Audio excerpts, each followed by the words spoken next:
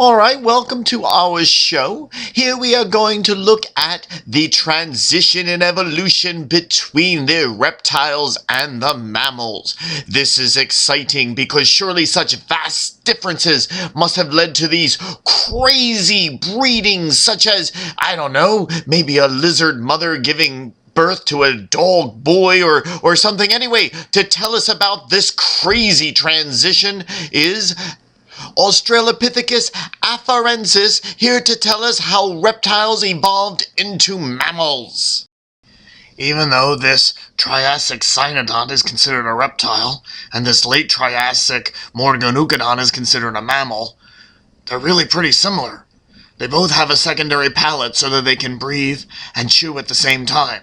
They have chewing teeth, something that reptiles lack. They have the jaw joint that mammals use, the dentary-squamosal jaw joint. They've lost their lumbar ribs in their lower back. The first two vertebrae are very similar. The hip structure, the shoulder structure, the structure of the cranium, and the lower jaw, they're all very similar. Now, we only have their bones, but we think that the cynodont possessed hair, because we can see blood vessels going to the snout region where whiskers would be, and the loss of lumbar ribs suggests that there is a diaphragm. The number of blood vessels in the bones suggests that they were warm-blooded or endothermic. One of the late groups of cynodonts even has a few more features which remind us of the early mammals, such as the loss of the postorbital bar around the eye and the occlusion of teeth so that there are matching surfaces in upper and lower teeth. So these cynodonts sure are an awful lot like Morganucodon, even though we consider one to be a reptile and the other a mammal.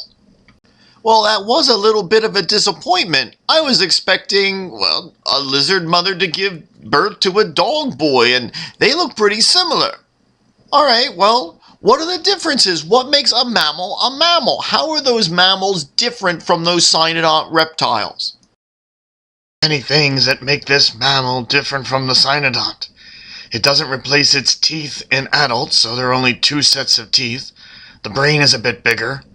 There's the fusion of some bony elements in the sphenoid and occipital bones of the cranium. And it was once thought that it was important that the quadrate and articular move from a groove in the lower jaw to the middle ear.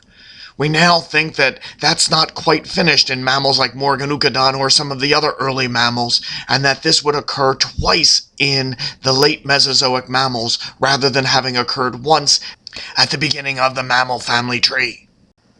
So, the first mammals are going to need dentures when they get old because they can't replace their teeth, and the brains are a little bigger, and that's it. Well, that's not very dramatic at all. I thought the reptile to mammal transition would be much more exciting than that. Alright, what was that lower jaw thing that you mentioned? The lower jaw has an interesting history. It starts off as many bones in fish, amphibians, and reptiles. But in the lineage which would lead to mammals, this one bone in here in blue, the dentary, gets bigger and bigger. And the jaw joint, which between the red and the yellow bones here, the quadrate and the articular, gets smaller, until by the time of the early mammals, the red and yellow bones are being incorporated into the middle ear, and there's this bar of remnant ancestral bones along the medial side of the lower jaw. So mammals have a new jaw joint, and this dentary composes the entire lower jaw.